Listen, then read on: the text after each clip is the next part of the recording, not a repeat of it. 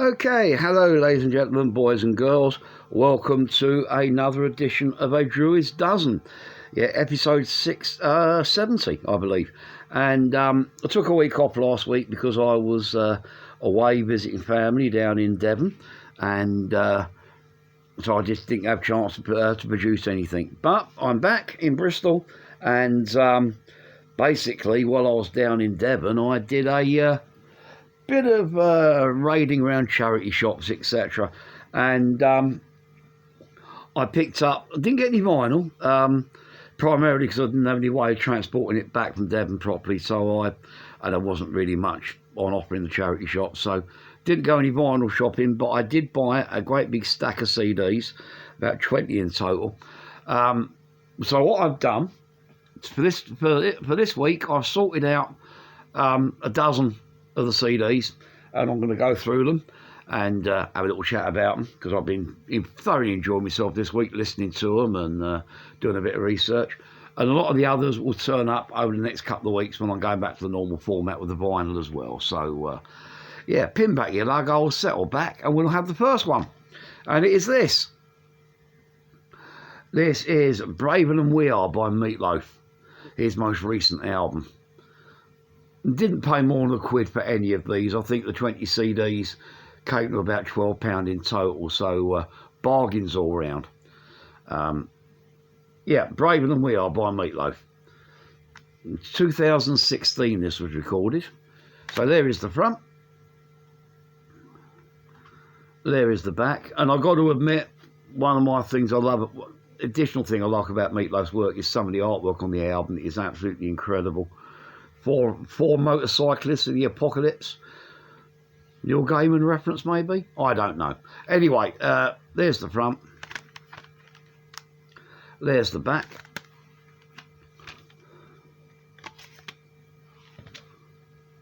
There's the disc.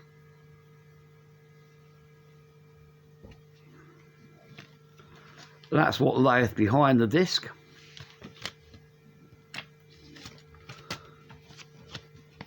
And here we have the booklet, lyrics,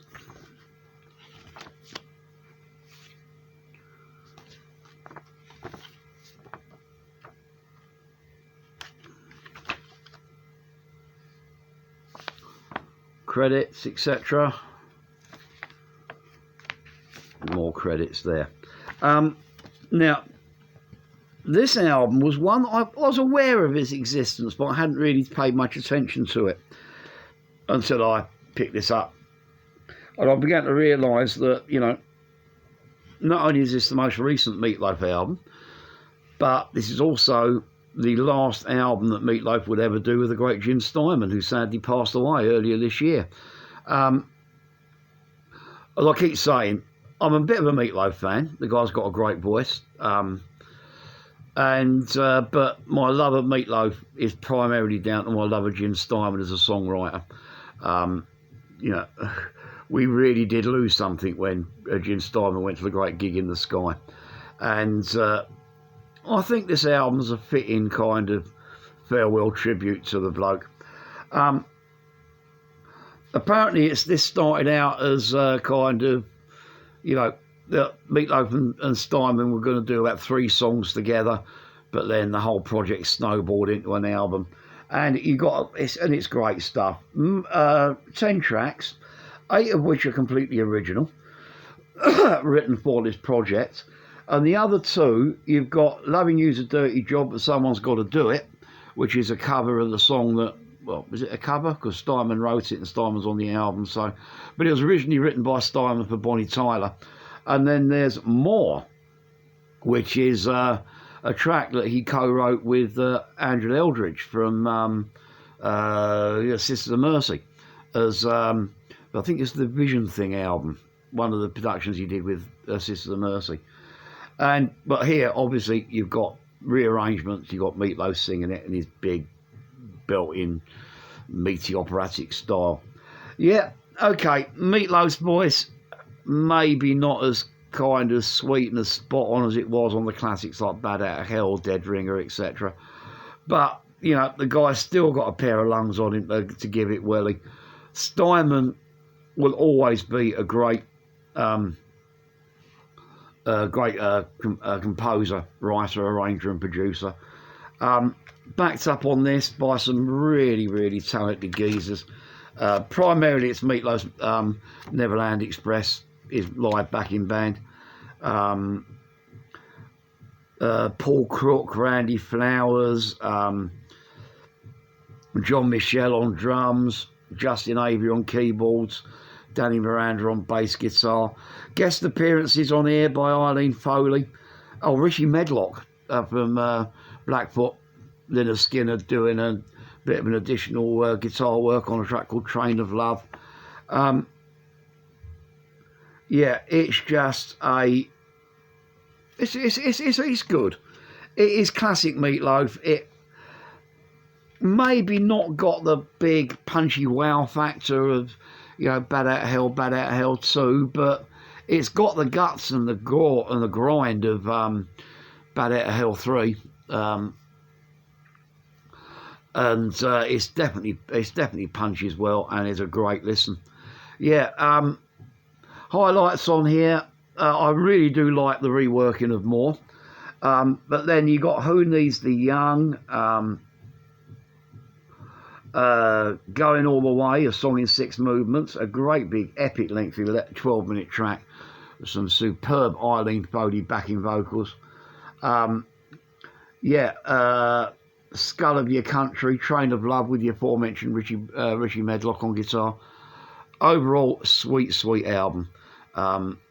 Yeah, really enjoying listening to this, and this is going to be on my personal pleasure playlist for a good few weeks to come because it's enjoyable. Okay, next up, a band that I had nothing by until I saw this. This is Time Loves a Hero by Little Feat. Originally produced 1977. And, yeah, never really come across Little Feat before. Saw this, and I thought I'll give them a go. Well, I was aware of the band and heard a few tracks, but didn't actually possess anything. That's what I meant. Anyway, there's the front. There is the back. Pop this open. Inside, we have a CD.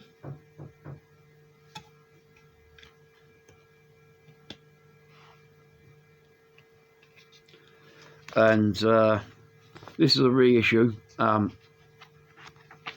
Inside we have lyrics, photographs,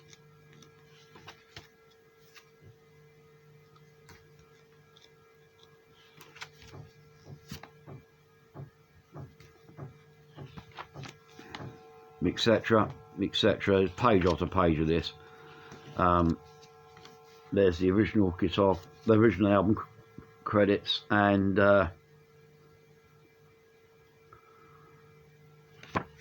some interesting sleeve notes on the back there. Don't know who wrote the sleeve notes, but they're quite interesting. And yeah, this is quite a sweet album. Little Feat, if you don't know, American sort of soft rock. They're kind of hard to categorise, in my opinion. Yeah, they got a bit of the old West Coast, a Californian band, came out of Los Angeles, late 60s. They got a little bit of that Grateful Dead psych sound to them, but they also got a bit of the old kind of maybe Grinder Switch, sort of like country rock, but with hints of jazz and that kind of thing floating in it as well. You know, maybe a kind of smidgen of Chicago or Mahavishnu Orchestra or something like that. Makes for an interesting blend. Interestingly, this is an early Ted Templeton production.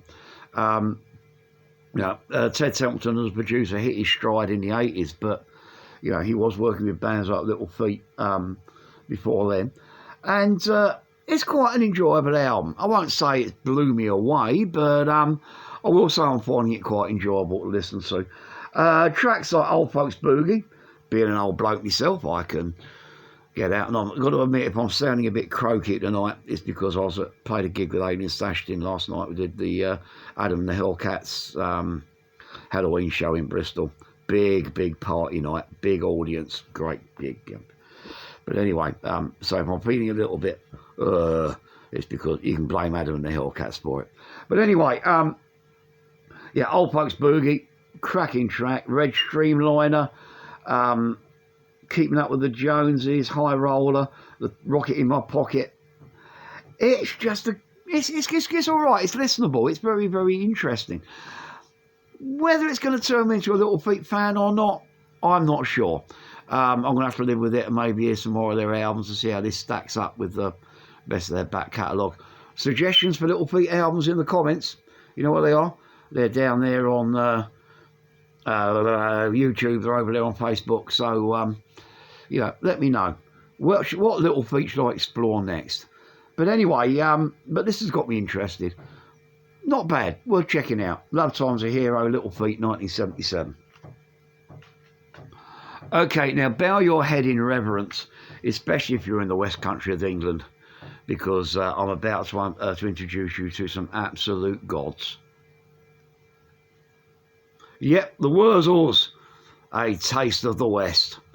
This album came out in 2003, but it's actually a re-recorded versions of tracks that were in the Wurzels' back catalogue right back to when they were formed by Edge Cutler in the late 1960s. If you don't know, the Wurzels, you may have heard of them if you're in the UK for a couple of hits they had in the mid-70s. I've Got a Brand New Combine Harvester, the Blackbird song, Drink Up Your Cider. Yeah, and you probably dismiss them as some kind of novelty band. Well, yes, they're a novelty band, but around our parts, down here, me lovers, these guys are absolute heroes. I didn't really get the Wurzels until I went to see them live. A friend of mine dragged me along and I go, oh, see the bloody Wurzels. He was going, no, trust me. So I trusted him, and what a amazing. You got these four old blokes. Actually, I got a new bass player in there who's a bit younger because the old bass player got a bit too old to play. But you got these four old guys that have been going since the mid-1960s, dressing up as country bumpkins, playing all this kind of comedic agricultural folk rock with a few semi-serious songs thrown in. And the audiences around the back, you've got these kind of, theatre goers with these suits and the evening dresses. And in front of the stage, you've got virtually every punk in Bristol forming a mosh pit. And, and some of the South West Country punk bands like Chaos UK, the Surfing Turnips, etc., heavily influenced by the Wurzels. And so these guys are absolute legends. If they play locally anywhere in the West Country, the tickets sell out within hours. They're still going strong. Anyway, like I said, they're originally formed by this guy called Edge Cutler. Sadly got killed in a car crash back in the late 60s, early 70s. And so the guitarist Pete Budd there took over as the front man with the blessing of Edge Cutler's family and friends, and went on from strength to strength. So these are re-recorded versions, probably done to maintain the copyright control over some of the early material that was in danger of falling out of copyright, as happens. And I've got to admit, looking down the track listing here, although I'm familiar with a lot of the songs, there's only one song that I've actually seen them play live, and that is Virtua Industrial. Virtua Industria is the city of Bristol, where the Wurzels come from. It's our civic motto. It means virtue through industry.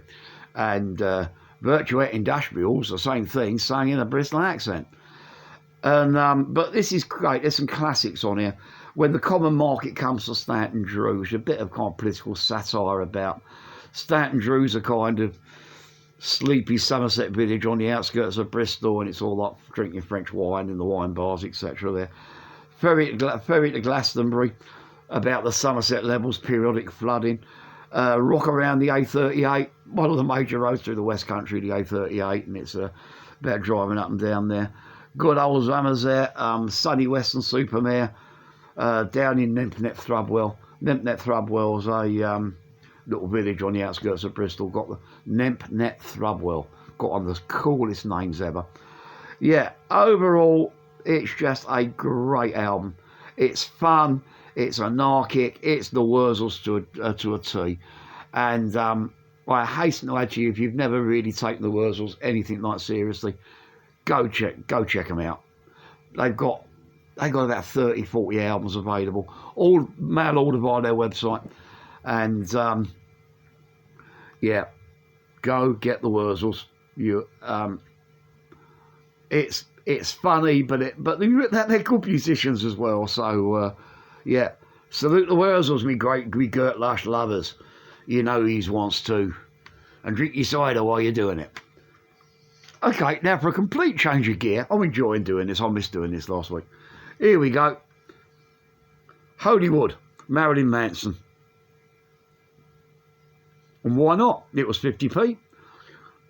50p went to cancer research, so I grabbed it. Anyway, there's the front. There is the back.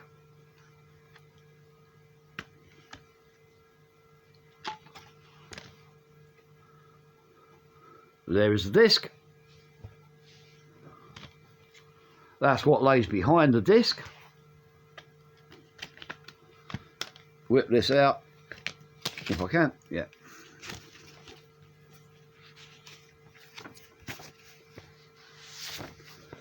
Big foldy out thing. That side you've got credits and lyrics. Do it like this because it's a big long string of things there. Credits and lyrics on that side. You flip it over, you've got Marilyn Manson, his own tarot deck on that side. Now, I've got one other Marilyn Manson album in the collection already, which is the big famous one, the one that's got Dope Show on it. I can't remember the name of the album, top of my head. But I had that one already, and I find that fairly enjoyable. So when I saw this, again, 50p, I thought, right, I'll grab it. And it's all right. I've been told since that this is considered one of his classic albums. And I can see why. It's very, very good. It's a very, very good Marilyn Manson album. I won't say I'm a huge Marilyn Manson fan. Nothing against the guy personally. Just finding some of his music a little bit samey, you know. But this album holds its end up. It's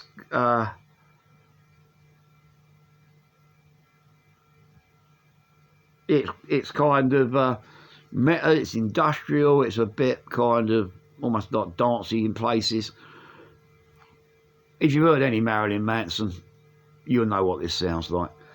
Quite enjoyable. Like I said, highlights for me include The Nobodies, Death Song, President Dead is probably my favourite cut off here. It's sweetly played, it's tight, it's well produced, and yeah, makes a good record to scare the kiddies when they come around for trick-or-treating on Halloween. So yeah, would recommend it if you like, you know. And if you're, you know, but there again, if you're into Marilyn Manson, you'd have got this one already. But if you're Marilyn curious, it's a good place to start to explore his back catalogue. And now for a complete change of gear again. This is Visions of the Emerald Beyond by the Mahavishnu Orchestra. Jazz rock, man. Yeah, there's the front. There's the back.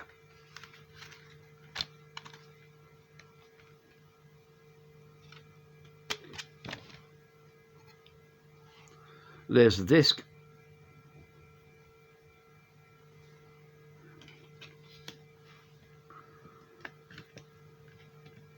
Now, pop out the booklet here. Again, this is a reissue.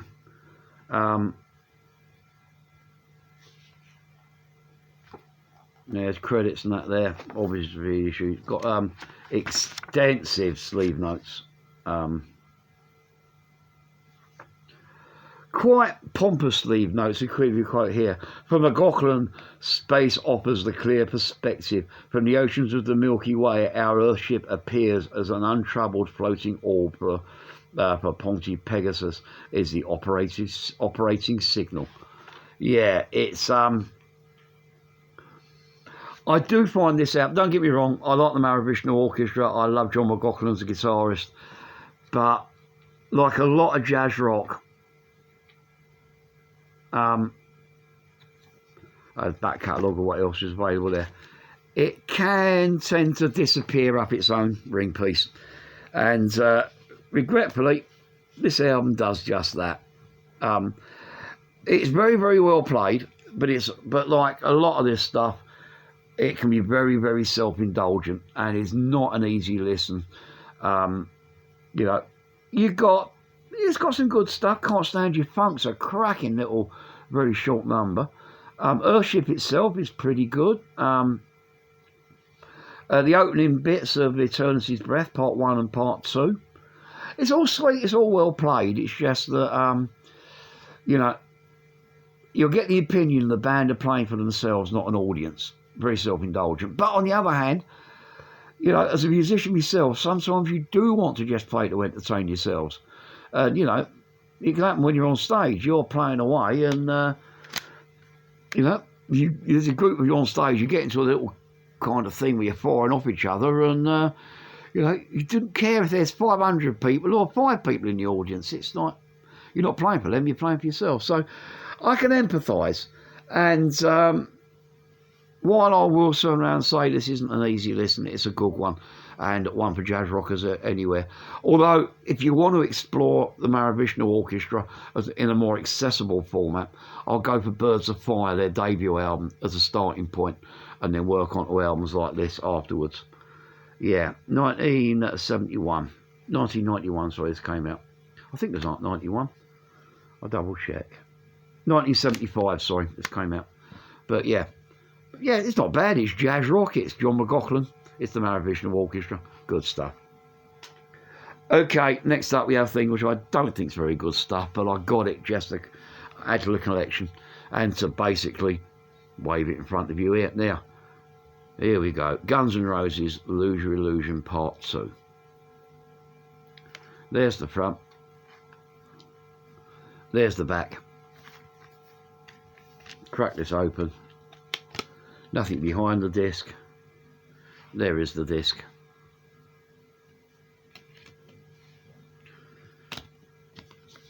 Open this up. Pictures. Lyrics.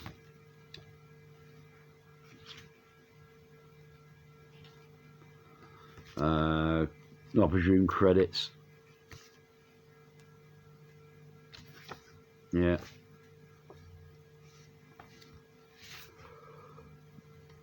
Now, I'll say this right from the off. I am not a Guns N' Roses fan. Not in the slightest. Now, don't get me wrong.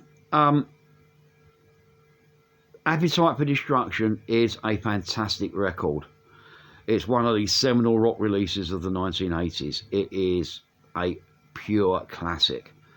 And unfortunately, the successor of Appetite for Destruction went to the heads of, well, primarily Axl Rose, I mean, because a lot of the other guys have done good stuff since.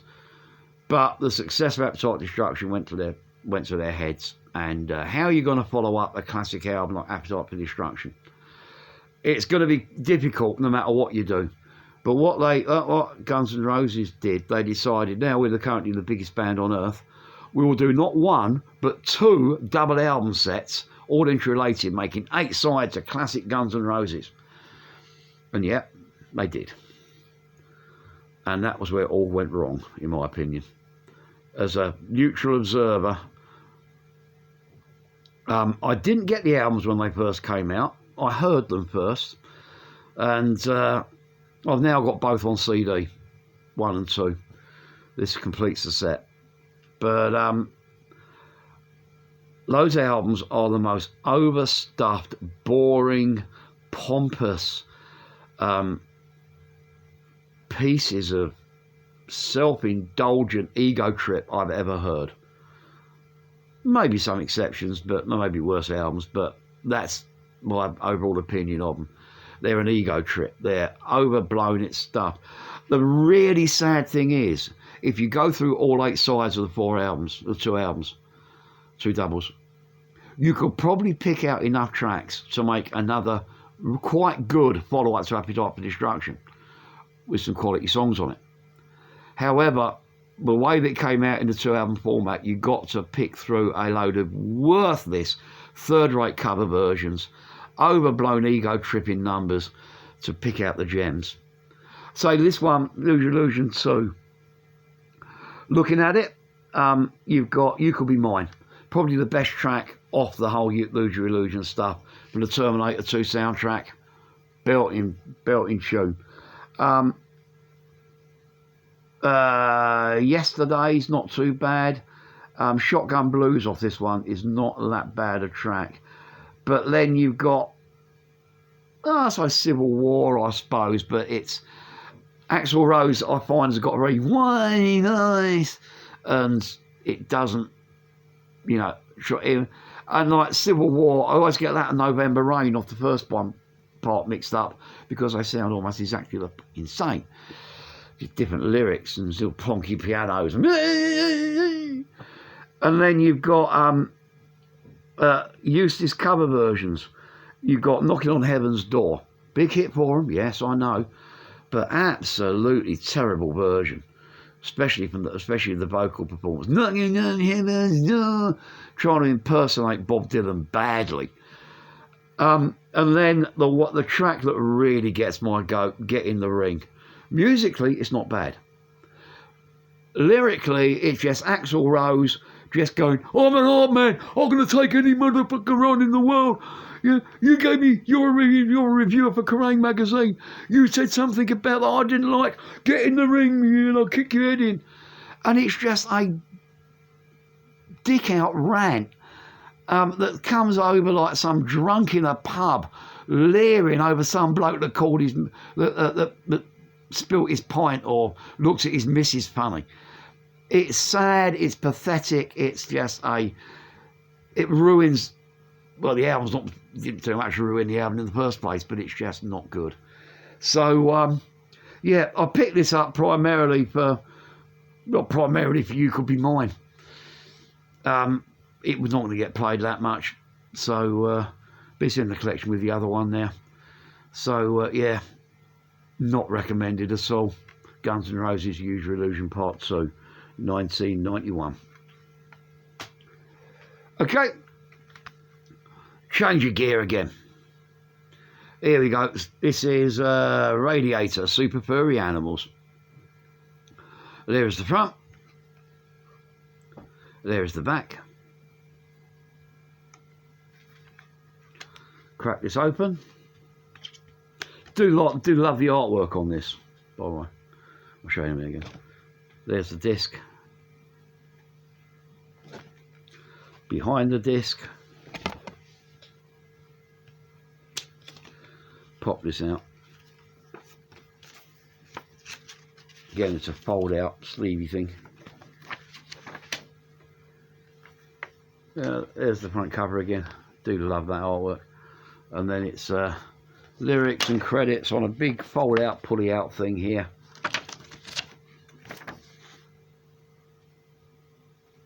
And Super Furry Animals, band out of Cardiff. Came out, a sort of indie rock band, part of what was known as the Call Cymru stuff. The kind of scene that threw up bands like Feeder and Catatonia and the Lost Prophets and Bullet for My Valentine. The whole wave of kind of Welsh bands came out around the same time off the South Wales scene, and Super Furry Animals were one of them. This album came out in 1997. They were kind of caught the tail end of the Britpop boom. I think this is their second or third album, may be wrong, but I don't know that much about them, just that I heard a few tracks that I liked, saw this, picked it up, gave it a play and thought, yeah, this is quite cool. they're in that kind of sort of like heavy indie, hard-edged indie, however you want to call it, that kind of vein. They're not as kind of full-on metal as, say, Bullet for My Valentine were, or Funeral for a Friend. But on the other hand, they got a little bit more guts to them than, say, Catatonia or Stereophonics did. Yeah, sweet album. I hadn't really heard any of the stuff off here, but I've only had a chance to give it a quick pick through a couple of times. But tracks that stand out on my initial play include Bass Tune to D-E-A-D, where was it? Short Painkiller, which is a nice little snippet of a track, only about a minute long. The International Language of Screaming, great song, and Play It Cool. Herman Loves Pauline as well. All the tracks are quite good. They're sweet, they're engageable, they're danceable, but they're rockable. They're quite engaging, and it's kind of made me kind of think, Super Furry Animals may be a band I should explore more. So if you know the Super Furry Animals and want to recommend some other albums that I should check out, comments, finger dance, do the comments, comments. You know you want to. Yeah, like and subscribe while you're there. Yeah, you're supposed to say that on it. YouTube sends this thing out every so often to creators. And one of the things is, don't forget to ask it helps boost your profile. So there, YouTube, I've done what you wanted. Okay, now this is probably the most obscure album I'm going to wave in front of you today. Here we go. This is a Vindication by Vacant Stare. There is the front. Again, nice cartoony artwork. There is the back. Pop this open. There is the disc. There's the band.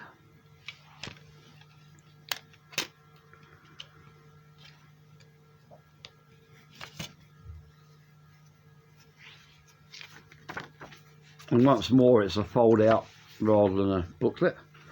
So there's the front.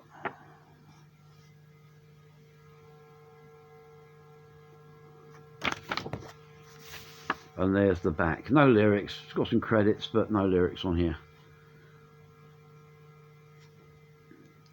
Okay, now I found this in a charity shop in Newton Abbot, and not a charity shop, it was an actual record shop. Yeah, Newton Abbot still has a record shop, and quite a good one as well. I was in there and I was having a quick flick through their bargain rack, and I came across this. It was 99p. I hadn't heard of them. I asked the bloke behind the counter, and he said no. He said, we haven't heard of them either, that's why it's in the bargain rack. So I picked it up, took it home, gave it a play, went, that's not bad, and did a bit of research. And I can now tell you, this was a band out of Croydon. Came out 2007, this album was released, and it's the only thing they ever did. They're kind of metal-y band with maybe it's tight new metal tendencies. If you're into bands like Last Stop Chinatown or Sacred Mother Tongue, Cinders Fall, etc., that's the kind of vein they're coming from. They're quite heavy, almost elements of hardcore in places, or metalcore in places, but like I said, they've got a kind of Linkin Park kind of vein running into them as well. Makes for a rather interesting listen, and I do like what I hear. Just a shame that, as far as I'm aware, the band broke up not long after this album came out. Highlights on here, was it Where I Stand, Come Face Up, Prognosis, Seeds of Unrest, I Am. All the tracks are pretty sweet. It's not earth-shatteringly brilliant. I'm not going to turn around and say this is the greatest album ever, but I'm going to turn around and say, for a little band's legacy, that if you can find a copy, get it. It's quite good. So yeah, Vindication by Vacant Stare, 2007, band out of Croydon. Might take some tracking down, but if you can find a copy, then I think you might like. Okay, next up, now another London band, but a bit more well known. Here we go. This is Tourist by Athletes. There's the front.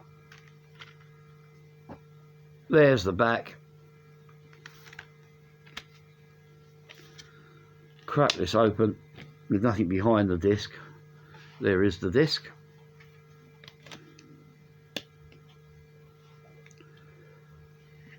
In here, you've got a 2005 tour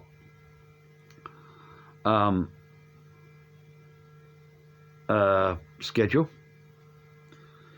Played at the Carding Academy in Bristol, which is now the O2. So, yeah, flip it over. You've got how to download and get and buy ringtones. Remember them when you had to kind of download separate ringtones for your mobile? Well, this is how to get Athlete ones back in 2005. And then here comes the booklet. Well, no, it's another fold-out thing, of course, yeah. And rather interesting artwork across the front. A lot of good artwork on these CDs. Yeah, and I know that I'm partly guilty of this by saying that the problem with CDs is you can't really appreciate the artwork in large scale. But I'll admit, when it comes to things like this, the format does give you stuff to play with. Yeah, and only if you flip on the other side, there's credits and this kind of thing. Now, this is Athlete's second album. I said 2005 release, and if you don't know, Athlete East London, Camberley, somewhere like that in East London, they came out of. No, Camberley's West London. Somewhere in East London they came out of. Indie rock band, very much on the kind of floppy student haircut type band, you know, sort of like angsty emo teens, but without the kind of pop punk emo attitude. And, you know, very soft rock. But on the other hand, they've got a kind of slight maybe edge to them that takes them, for, you know, don't think these are Keen or Coldplay. They're not. They're more in keeping attitude-wise with bands like The Verve and Radiohead. It's that kind of indie rather than, you know, you kind of you know, I can't stand Coldplay, and this album's all right. It's okay. It's very down. It's very dire. They did turn around and say on when I was reading up about this, that this is the band consider this their dark album. It is. I mean, they got their biggest hit on here, Wires, which is about one of the band, lead singer or whatever it was. He had his first child and it was premature, and it's about him going into the hospital to visit it for the first time, and it's all connected up with wires, and it's how he's feeling about his baby. It's a sad song, but it's optimistic because the kid survives, etc. But it's how he felt at the time. Then you got Yesterday Threw Everything at Me. You know, it's kind of oh my God, the world's going to shit and I'm in the middle, I can't do anything about it type track. Treading Air, or Trading Air, Half-Life. This is a dour album. This is almost like the Leonard Cohen of indie rock. You know, it's a good album, but I've got to admit, when I played it through, it took me 3 attempts. I had to do it in 3 separate sections over 3 separate days because I was finding it a little bit depressing. But, you know, people like Leonard Cohen, people even like Pink Floyd's The Final Cut, which is a damn depressing record. So, yeah, if depressive indie rock's your thing, then, you know, this is a good album.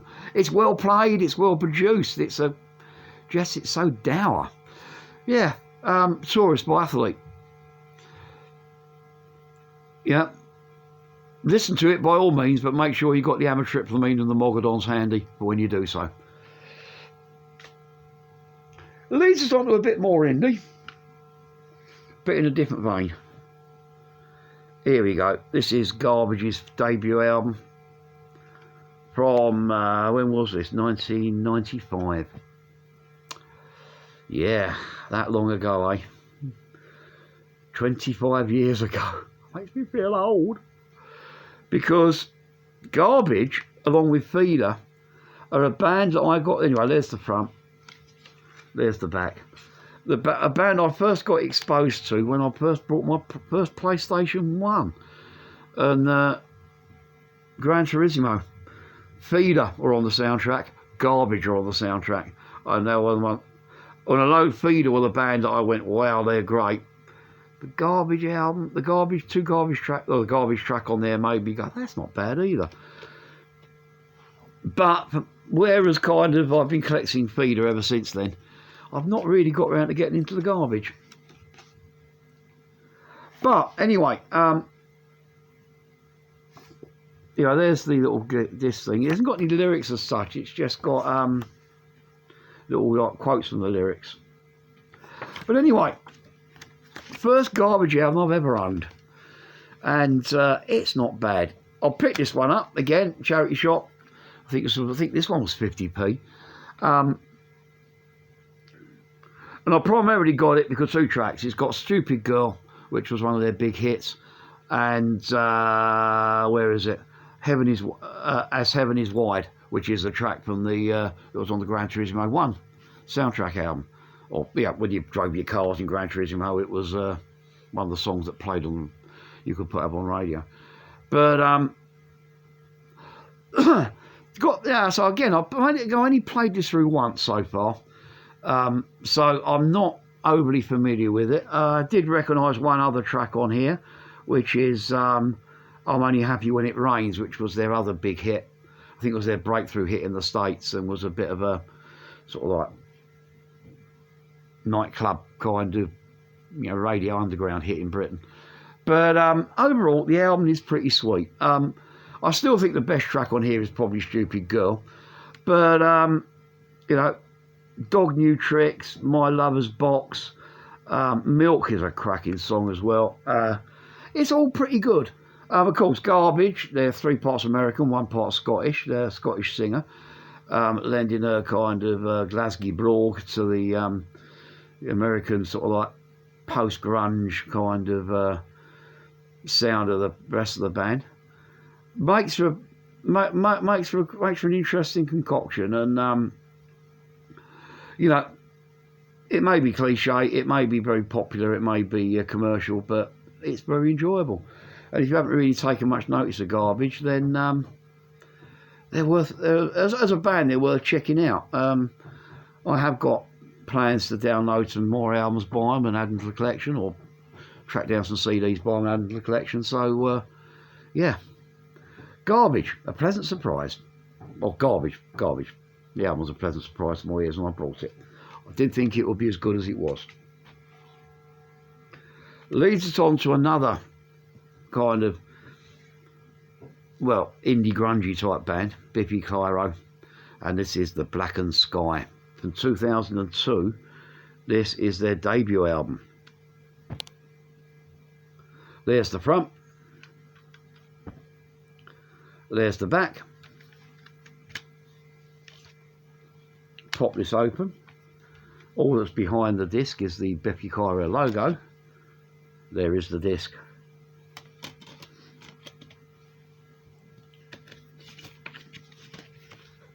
Pop this out. Here's the booklet. Again, rather interesting artwork on here. Those kind of little figures that artists use. Artist mannequins, I think they're called. And again, there's no lyrics, but there's lots of arty photographs and photo montage of the band where you don't actually see them, trying to be all mysterious. Woo. Yeah. Now, this is their debut album. So they came out in 2002, and if you don't know Biffy Clyro, they're an alt-rock band. They're Scottish. And I do like them. I know it's, you know, they for a while they were a trendy band to hate amongst rock fans, but you know, I never got that. You know, everything I heard by them, I thought, yeah, maybe not earth shattering, but they're talented. They're 3 talented guys that can churn out a decent tune, and got something interesting to say lyrically. So I never dismissed Biffy Clyro. I've always quite liked them. This album, however, as their debut, you know, some bands release a debut album and it's like, oh, we're talking about Appetite for Destruction by Guns N' Roses earlier. It's a punch in the face. This is bang, listen to us, we're good. This other ones, it's a case of, hey, we're here and we've got some good ideas. That falls into this, that's the category this one is. It's a hesitant album. There's nothing really overtly punchy about it. Yet, you've got the track Kill the Old, Torture the Young, which is probably the standout track on here. But the opening track, Joy, Discovery, Invention, has got a slow acoustic first couple of minutes opening before it actually starts building up a riff. Great idea, but it's not a great idea to open your first, a great idea of a song to open your first album with. It kind of makes you go, oh God, more of it, you know. I wonder how many people turned it off expecting it to be another indie album before they carried on. You know, other tracks here like Convex, Concave, Stress on the Sky, Scary Mary is another sort of more of a rocking track, but yeah, these guys are a little bit, this album's a little bit too grunge to be proper, very much kind of We Want to Be Soundgarden. Yeah, we've listened to too many Pearl Jam albums. That's the vibe that you get off it, and it's a shame because, you know, Biffy Clyro are a great band, but, you know, maybe, and this album does show potential, and there are hints of the band that they would eventually turn into on albums like Puzzles, etc. But as a debut, maybe I had too much expectations, because I've got several Biffy Clyro albums, and I thought, right, Biffy Clyro, and I thought, right, you know, it's going to be like them, but it wasn't. You know, it's just a kind of hints at it, but doesn't deliver. Yeah, but if you're if you're going to want to get into Biffy Clyro, avoid this album to start with. Get it after you've got some of the others. Start with Puzzles, maybe, and then get this after you familiarise yourself with them as a kind of as a reference point to where they started from. But yeah, for fans only, I reckon. Leads me to an album that I've been meaning to pick up for about 20, 30 years. Here we go. Come Find Yourself by the Fun-Loving Criminals. Originally came out 1996. You know, it's the one with the big hits on it, like Scrooby Snacks, Fun-Loving Criminals, King of New York. It's just a classic, and it's one of these things is that, you know, up until when me and my girlfriend got together properly, and she moved in, you know, I shared this flat and various other flats with various friends and people, and nearly every one of them had a copy of this in the collection, so I didn't need to buy a copy. And then when the missus moved in, she didn't have a copy, and oh no, I'm not. And it's taken me this long to get me own. But anyway, there's the front, there's the back. Crack it open. There's the disc.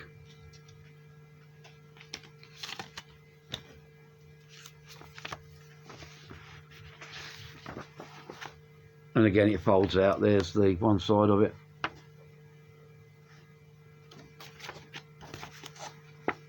There's credits and thanks lists, and yeah. If you haven't heard the Fun-Loving Criminals, you really have missed out on especially this album, on just a great band doing great music. They're kind of a strange kind of mix. They're punk, but they're funk. They're kind of, they got elements of kind of hip hop in there. But on the other hand, the guitar work, Huey, the guitarist, the singer, he's kind of got almost like a Santana-esque sound to it, giving it a kind of Latino vibe. And it's all these kind of, they're a little bit metal in places, and but there again, they're quite soulful, and all these kind of elements just collide to make a band that's got you know, I can't often say that it's a band with a unique sound, but these are a band with a fairly unique sound. You don't get many bands sounding like Fun Loving Criminals. And this is just a great album. Yeah, there's some of the subsequent albums may not have been quite so impactful, but this is one of those debut albums that comes up and goes, bang, listen to me. And like I said, the opening cut, Fun Loving Criminal. Then you've got... goes on through tracks like Passive Aggressive. The fourth track on here is then their massive hit Scrooby Snacks. And we're running around rubbing banks all whacked up on Scrooby Snacks. You know, it's very infectious kind of, you know, it's what as a DJ, I have got that as an MP3. And when I've done club nights and sort of like disco DJ supports the bands, you want to fill a dance floor, Scrooby Snacks is one of the tracks you can do it with. We've got All the Time in the World, which is a kind of was it Louis Armstrong cover? Again, sort of taken, yeah, really interesting twist on it. You know, and all, lyrically, it's all about the underworld. It's about you know, kind of you know, ghettos and, you know, kind of the American underclass and immigration and kind of people trying to make the best out of a bad lot into the society's dealt them. Just a really, really great album. It's, in my opinion, one of the seminal albums of the 1990s. And I'm only now getting over my guilt because I've now got my own copy rather than having to borrow other people's. So, yeah, Fun Loving Criminals, Come Find Yourself, 1996. A absolute gem of a record to finish with. So,